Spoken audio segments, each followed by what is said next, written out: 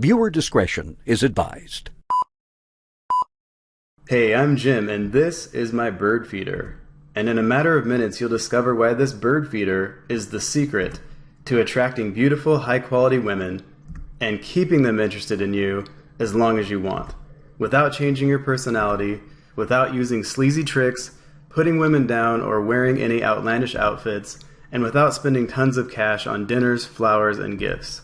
So you never feel like you have to settle for anything less than exactly what you want when it comes to women, whether that's an awesome girlfriend, an amazing wife, or you just want to date lots of gorgeous, high-quality women.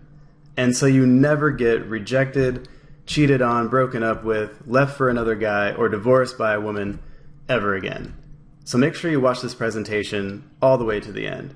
Plus, you'll discover the #1 most dangerous mistake most men make when trying to attract a woman and keep her interested, and why you must avoid this huge mistake at all costs. Now, this is a mistake that men who are successful in every other area of life still tend to make when it comes to women, and it will ruin your chances with women. Now, I don't know how long I'll be able to keep this presentation online, or how much longer it will be free to watch. So make sure you grab something to write with, take some good notes, and watch this now while you still can. You may think you've tried it all or seen it all when it comes to dating, because there's a seemingly endless supply of options, methods, and ideas out there on how best to achieve dating success.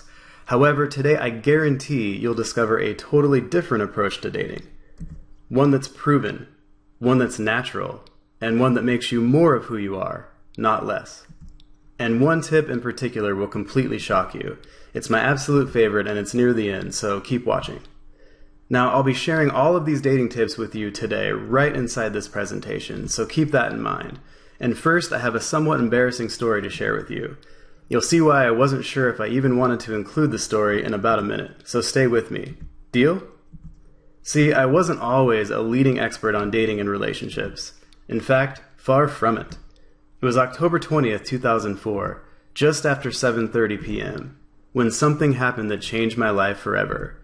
I remember it like it was yesterday. It was a crisp, cool fall night, and the giant full moon was shining brightly in the unusually dark sky. I was in my used red Volkswagen Passat near the Boise State University campus, driving home by myself from a meeting, blasting some of my favorite music. And to be honest, I was excited.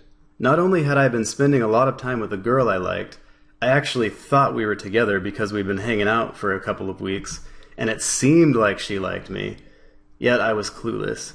It was also my birthday the next week. Now, you should know that up until this night, I'd been reading some articles about dating online, because I didn't seem to have too much trouble meeting women and attracting them at first. Yet, as soon as I really started liking one, she would run away, and I didn't know why. So I'd been reading some things here and there about dating, and getting better yet still hit and miss results.